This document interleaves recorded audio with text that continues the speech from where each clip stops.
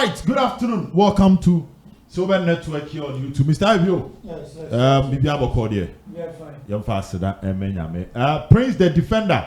Boss. Defender. Boss. Ode Weekend Ekoye. Adom. Yenke Jangum. Well, don't forget to subscribe to the channel to enjoy the amazing content here on this platform. Yansha CM free. Commercial Asante Kotoko the Prince. One Kotoko kids no. Yes. CHB. Yes. Okay. And the date never 24th. Me catch them say by 25th. Then Abelande. And then 24th. Yes. Abba. This is why you need to be here. And I'm one with my so bad. That's all cancer koto company for ne defend the big team command. Free East Africa. Now no bar on the trials is straight away signing. Niente when I'm saying about three. Obeba. Now what three? Obeba. I said, yes, so I call Anna who's our running penfuni. Yeah, I need a cream. Penfuji, you say, on my story, in him sending a story. Yeah, but in such a way, say, yen di club name. Yes. But a son, dear woman, your bed ain't the catcher. And to come in your book row free so. What I say? Yes. But now we hear me so free for East Africa, never. No, bound by on trials be straight away sign. Yes. And I just added it. Pepe. Also, can it was and then story is just say, you will start here and work. I say, minimum or how, where's our children? Debbie. Dr. Bamia, Debbie. Debbie, and you say, you ever come. You better ever come, but when you be. So, what you in now? As some the boy, any penny and happen at. It's a wood come up and you sound to pa. You be what you're catching up. And then no cream. Oh, crap. Into my bed 90%, they just 10% is there. One day I say, wouldn't be you. You do not. Yes. What about Sunday in heading? Or be beam. Story behind the story. By 25th. Yes, now Belande. And the 24th, got to go there, said, I own bill. Yes, and upon the let anticipate. Oh, no, time I make can't say me dear my Africa on Bebono. THB just in the heading. Yes.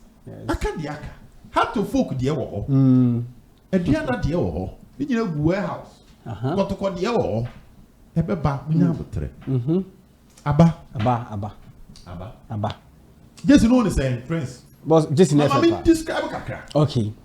Just you know, the corny fita or yes. And I say, no, we can't say that zigzag. Zigzag. My zigzag. Last season, the end they all white. Oh, color, nail white, but nail round. Yeah. See, but when they say, see, design is still V-neck. Design, still na V-neck. Still na V-neck. Yes. Last season, na V-neck. V-neck, they say round neck. They said they shall confuse. V-neck. Yes. Oh, yeah. ABC not a you have say. Round neck in the foul corner. Yes. But when a V-neck, not the neck, see no, a short. I need you butu susi. Yes. Let's have the butu susi. A hanon kwan ere. Oh shoe. Yeah. The handle shoe no. Last in the net the musi. White in the musi. White in them. Now the musi abisi. I say three. But this is the musi. I see. Yes. I see. Any in a corn. And then salon so sa. You man no na ye. Bibi almost a year free no. I am a debro so na be year free man. Quickly no ere. My little. No. Kokone de oye den a obinya kokone. Yes. Was club no kokone na e dey tete club. Kokone de obinya. But we no a red dominant with white edit. Yes. White near for artistic design. Nensalo so no design can short sleeve insase no. And my yes adame no. Atutu. Nice. Na tade ni mu no. Enyoma wuwom. But in Pierre, what was a cocoa dear? Benya cocoa, she a cocoa said, and your mother did them. Yes. Yeah, cocoa and your mother did them. Nan in Chemuha, and I can confirm it to you, say, also my year. Ever say, damn, and you know, Ever honor the Atumwa, air call, come, medical, the intia. Jesse no ebra na ehwe anim se ebeba no entimi amba sa abre no na de akakra yakaka na enye boapaye ya chechiri mu anti no obehu se ne ho no so no konti enyoma dededem pa dededem wa edada THB no ebo ha kama na Kotoko sponsors no so no o ma tesim one side ni you know already Jesse ne saying we rating ne saying boss Jesse no Jesse nefe ntino ratings no mema Jesse no 8.5 over 10 very nice Jesse so man na be hu say the quality betimi and 10 no but pay artwork here me hu ne see ne de Jesse ne de it is an 8.5 over 10 for can brand say ambanta and no anti Kofi Bini yes na ko shebi na ke bi e be ka so se obet studio akra ba be nya bi ato Sunday Friday Kotoko ne house yes ejina mu ka be nya bi ato the honey penna ase amanfo we kakra but dey no so ya abotire chire mu se na Kotoko fo mpeni ni mu peno aye duru ba bi etimi mani o ma na enkosa ne pese yes ni yie mu peni nti duru ba bi aye mani o ma ne bi no a ese esi ni trase kakra ba na wie ye ne ese ye no kroje ye ne kama ma bibia akoden totin boroni kasa no enti Jesse naba unveiling so ye ka say this week yes download ya unveiling no oh yeah yes so be network man twantro oh debi waje ahye no waje kama me okay pa goalkeeping department 3 players mama nche nsem na say boss na mama kind de download kan ne dem sen ka me ba okay me ma 3 no okay uni parabo oh awelande ho better debi no ya Abdul Wadia oh awelande na we hear video ni we and of course they started by say statistics mo jebi wo na on say no free can't you no free ya buy Morocco ana debi me pa o de o kasa me check chat no okay nipa na de update of the statistics war the last club ne buy okay mate it got 3 goalkeepers Aziz and Daria stay yes me de nan ka me tu no for say enka ope ba bi mfa ka Kotoko mfa nko loan bi but 3 goalkeepers no download so wo na adwuma na wo ye ne ko fa nipa mienu be kan wo kire so adwuma ne so mpanifo ani mienu na aba no so coach ne set criteria to us before he will go in for any player at any position he must be better than the other. Yes. Not say baba be na bench. They say 2 back position I say on paper if all things be no come be bench. Yeah. Tina mun say Aziz no ko pe be fire. Okay be boa no. But 3 Kotoko goalkeepers download akasa bone te o ma me nko. Was download say I'm happy with I say I'm back with more maturity and experience from my football journey and I'm here to help the club. Nti debia da sama ya kan say download ba be join Asante Kotoko with experience. Download with maturity no. I am the pass say in your unveiling on one kasa say sisu ache and say this is what he's bringing on board to Asante Kotoko. Me maka say because why captain of the side ne paying into no. Orban he understands the culture of Asante Kotoko already. Enti the Kotoko ehia say free ni hobby mu no. Player with the experience never be count somebody who knows and I say who needs no introduction in the local league. Onim baby e be ko biara da. Onim baby a club on e be ko biara so onim sene pressure ne city e wo ho. E na onim ekuo no so obo no onim sene pressure na e wo mu ne city e. Enti ho no ukofa ne ba with the quality na ba.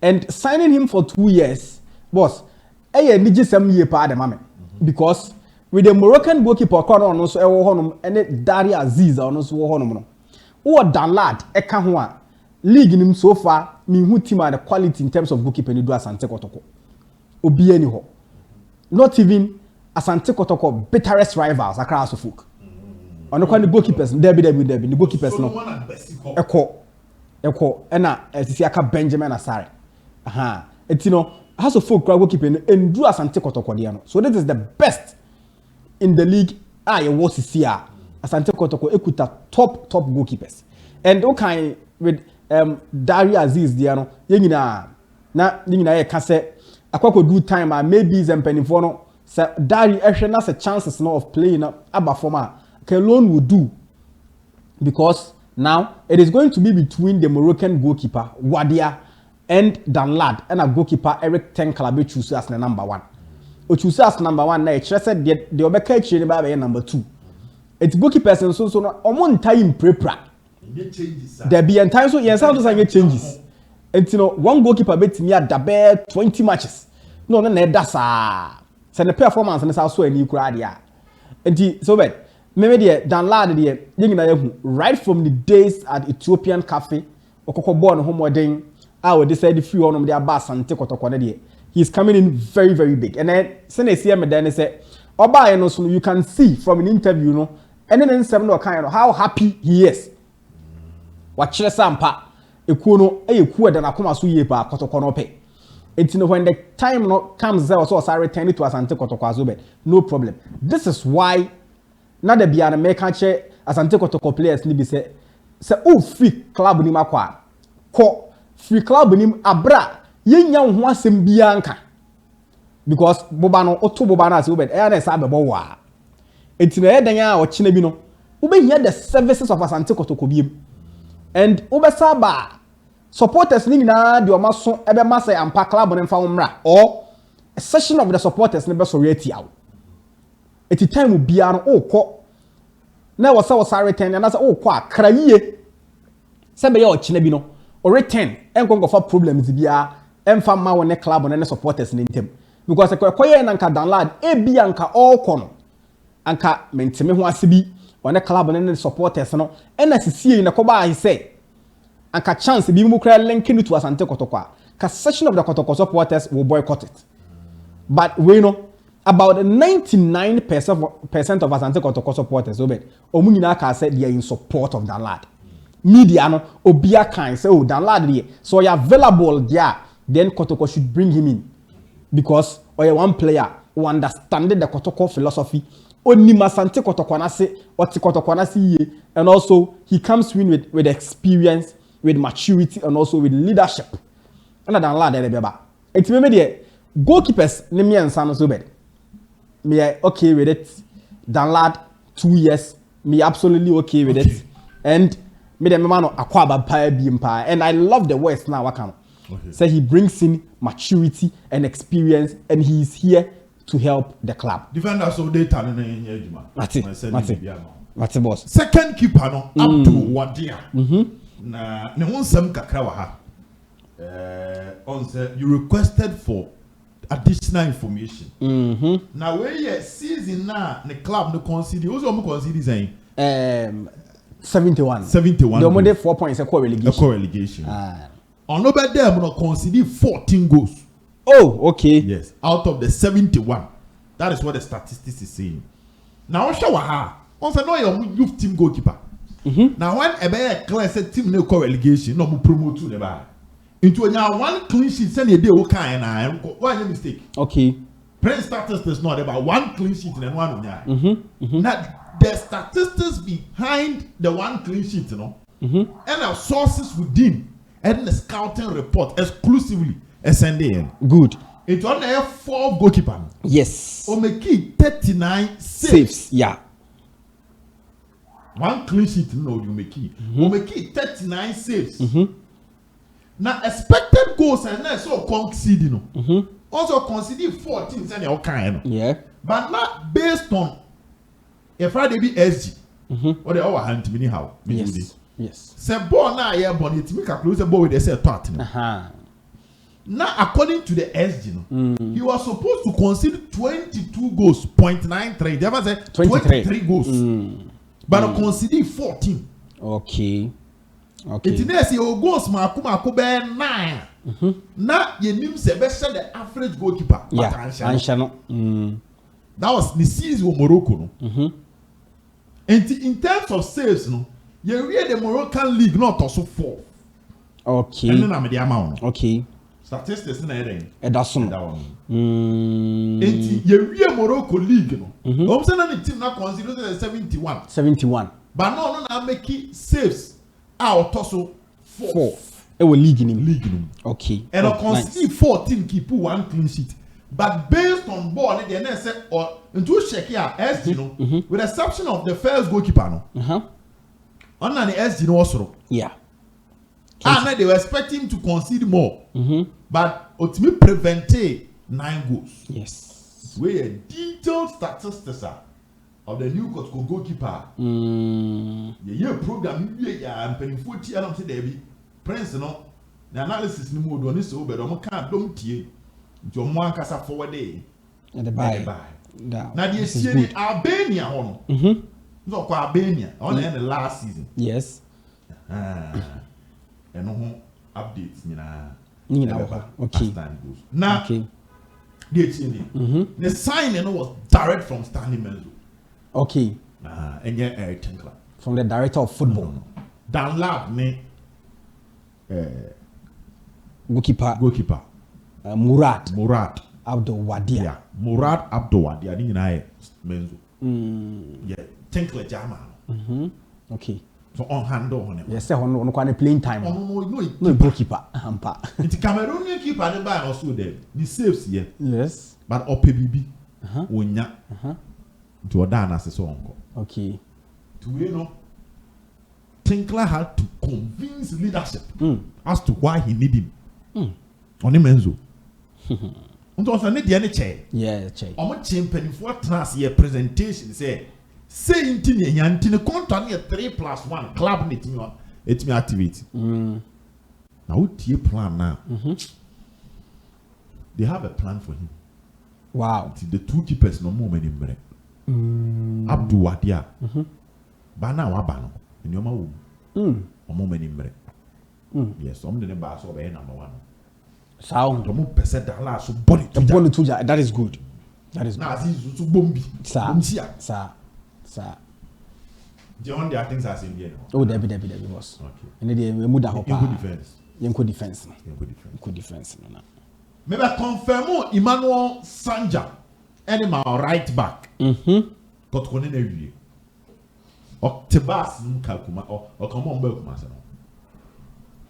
Emmanuel Sanja. Right back. Vision FC. Yes. National under 23. Yes. To say right back here, Abu Adams. The American picks over register 10 youth team players now. Abu Adams. Emmanuel Korti. Okay. And Emmanuel Sanja. Now the woman here. Everybody come. Oh. 8 years old. The right back na near back 4 and 5 no. Near the review. Okay. Was a Korti picky injury during the preseason. Sir. Technical team number some the pressure but to Korti. Also, Kotoko 3 right backs mean ACL. Yes. Lord ACL, Shaibu ACL, Korte ACL. They believe in Abu, but they don't want to push him too hard. Okay. Because according to presentation, a course for ballroom, if you are from Men's on the Tinkler who say they will develop the youth team players. Okay. I feel no matter time. When you are introducing a youth team player, it should be gradual. At the bench. 70th minute, been had the number. 20 minutes. 10 minutes, been had the number. Obey a warm up. Yes. Player say or tear the terminal. Yes. Oh, yes. Psychologically now boosting. Yeah. Wouldn't it be general be one say would you have so they told the leadership they cannot let the boy be the direct competitor for Emmanuel Korti, especially looking at the injury issues and history of Korti. Okay. Yeah. Because should anything happen to Korti, na member sa de no kwa chiri boy no abre nti bomba eso brother nti ni prayer dey enkwa chiri na mo bibia nye sipe abeka baako no so de emwa because na center back one no munya in now center backs no you be from center back they about right back because the last thing na Kotoko Samba Ablo Ansu Zakaria Hamzata it's not even Hamzata be right backs so we have more players our bench for the center back room. Yes, but when who back up it would even value about right bench or bench we have right back. So their plan did not include any of the center backs as alternative right back, baby. And that is why they went in for 3. The 2 senior team, 1 youth team player better bench. Wow. No Kenja ni Emmanuel Sanja. Emmanuel Sanja. Yamana kwaba. We okay there. Oh me okay pa. Right back we okay. Me okay pa. Send we okay we goalkeeper no okay right back. Right back one so problem be no. Center back na catch him say so no. Center backs in there na. One. David because na ma hwe omo corner so bad. Na me hu ni say center backs na we say club no hye mu kena because untimi lusu Samba. Untimi lusu Ablo. Untimi lusu Henry Ansu and lusu Zakaria Fusaini nka ho. There's a 4 na yako. 4. Akese 4 so 4. Na enka Hamzata. Enka Ange Kofibini. Kofibini kwa rafe no aba. Kofibini enso aba. Enti na center backs ndे na me wo ihu kakra wo. Still na so hu no. Tre na yo hu. Senka me se nya ba ko bi kan ho na nka ne de omo ko na ye pe. Transfer window ni atu. Ti Ali Mohammed. Okay. Division 1. Yes. First team. Youth team wanimre. That's Hussein Farouk. Mubrenie. Some so betimi anya bench ni be there. Atna. Anya be 10. Ali we remember. Hussein Farouk. Wow. Omubrenie o. Omubrenie. Yes, say 3. Oh yes. Near Joseph Amu account my 4. Youth team player now pim ni ya betimi anya mu ahye. Ne no kremu. Okay. Aristotle. Aba. Yes. Aristotle Aba. Me catch now say defender no be ban onye observation. Dabi. Onye trials. Dabi. Oba street aba be sia kan. E dey ama Asante Kotoko. Baba. Prince, ona ya profile players. Yes. Na mentonka.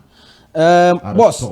Ni dino full name no eye Tamuzi Intangu Aristotle. Tamuzi Intangu Aristotle. Yes. Na first na man for ka say Aristotle. Debi Aristotle. Ba we dem debi. Aristotle. Say a penalty. Boss ya wo no 13th August 1999. 13th August ya.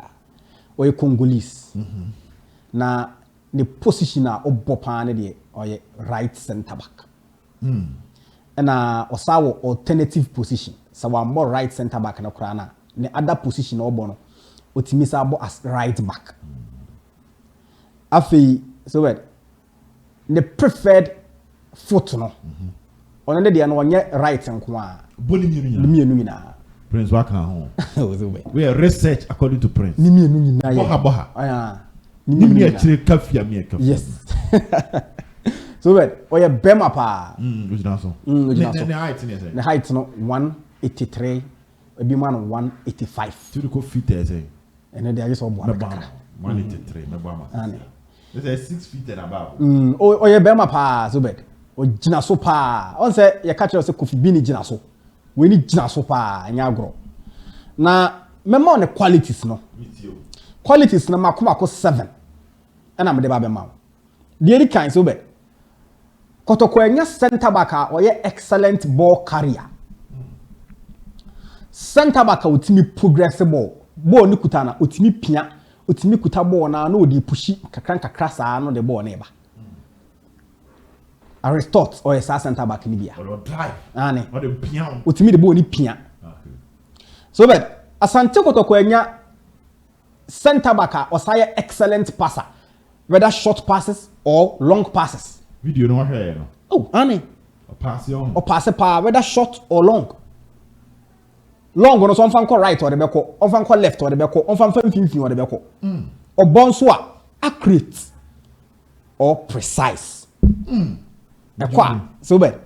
And tom fan ho kra. Baby a wo smart so on fan ko no. E ho pepe na pass no. What whether short or long passes. So bad. Point number 3. Aristotle very good with the foot no or skillful. Or say skillful so kan. We obetwon. Ane defender fresh striker tweno. Ane Send ye twi. So bad. Or be to level pepe. Or be twi sisi ya. Aristotle. Oh no. Opa ma mienu mra. O de mu nyina mu begu. Then press resistance anu wo hye. Yes. On suro ball. Dabi. O de opa abra. Se ball ne bedi ni hono ma. Opa abra. Or be to level sisi ya. So bad. Point number 5. Aside class kan mu duro no. O say fast. So ko bi kan mu odu sa na de nka. E wo senka okomirika nka break akra. Asa me catch us Kofi Bini dia no ni mirika no on shede ni pace bebre nti wo boto na chi a obebre ba we dia ne de bi ono be ko ne ho ahapa aside kwa se ne muduro ne height ni still nyina still osai very fast so but ebiem osai a very good shot blocker ball no je ai ball no ho je dan je ball ane otimi de ne ho si wodi ne ho je prevent ball from scoring any say ni tikula wo de besi wo no mijinedi akala ball na free ho and abiem point number 7 so bad or you good in winning duels whether ground duels or aerial duels Aristotle de bema nti Aristotle 7 qualities de kuta ni bonito to be mama 1 excellent ball carrier see em fa ball nkoye nim ya free defense no ba midfield is a defender na wo ball so no wo balls kakanga krasa number 2 Dabi de wonye bia number 2 excellent passer i.e. short or long okay it will often call left or right you know the beko number 3 good footwork number 4 very strong fast 5 very fast number 6 good in shot blocking and number 7 good in winning duels na so bad wa wo kakra o African continent is so they were chini especially Swatini ho they were nantepa na wabo teams makoma 5 the first team boy na from JS Changu the second team Vovovo FC omo Swatini ane okay na pious bafu ewu awo yes and coach baako coach Christopher Eni also koye adwuma so Swatini kakra and wasabo Mbabani Highlanders amuso Swatini omo kwado no mo bo Confederations Cup okay and kwado onya bi bo Mbabani Highlanders more fire and wasabo Mbabani Swallow no so Swatini wa de wajin din ane ansa no oba ni krom AS New Soldier ababebo edi amom ene so Congo ho no ma DR Congo about say difference between Congo Brazzaville and DR Congo for the call World Cup no yes na so that ni team of boy na no AS New Soldier o Congo no ni team no last season no finish 12 omo nya 33 points na Congo League ni ya chem mienu ye wo group A ene ye wo group B ane to match omo league ni mu mienu na baby Aristotle ni team no AS New Soldier omo no mo group A omo teams na ewo mu ni 16 and omo di 12 omo teams ni bi ewo mu no very popular teams TP Mazembe omo no mo boy omo ne Saint Eloi Lipopo omo no mo boy and omo ne Lubumbashi Sport omo so omo no sa teams ni bi sa na ewo mu group ni to so omo group ni mu eden jana no eden mo eden pa so still open one of the best center backs omo wo sa omo league A honom na Aristotle kan ho bi it's Kotoko de quality pa na aba ano den okay nti we kakra wo Aristotle no okay for those who don't know him na am right yes okay enti ko yedi wie wa center back one na say Kotoko for 2 goalkeepers 1 right back and 2 center backs yes. in Biniman Kofi Bini from Cote d'Ivoire oh yeah and Aristotle from DR Congo yes Emmanuel Sanja from Ghana Vision FC Abdul Wadia from Morocco and Dalad Ibrahim from Ghana but no see a kind of Ethiopia there's a defense one Yenyam call left back one ye be left back be Yenyam do one as a Kotoko the 4 na ba emu miensa no mo ni Ghana Debi Ethiopia Albania DR Congo and a Kofi Bini also no fee from formerly of not so Cote d'Ivoire yes okay because center backs near 3 but Joseph Famwa be count and 4 in Joseph Famwa left center back Kofi Bini left center back yes Aristotle right center back Musa Hamzata right center back right for mmienu Yes, left left for for nso nso mmienu. mmienu ɛwɔ Kotoko we okay Me center okay. back 4 Yes. man for say nka ma Zakaria tena oh na nka ye 5 a gonse Joseph Amwana Fina all boba Yeah. onyanye established center back ne bi ba bi creation no call left back tina man for you ka o ma kan say Zakaria esu hodi down but ye be kan ho asem no later on this particular show. Don't forget to subscribe to the channel Silver Network. Bye bye.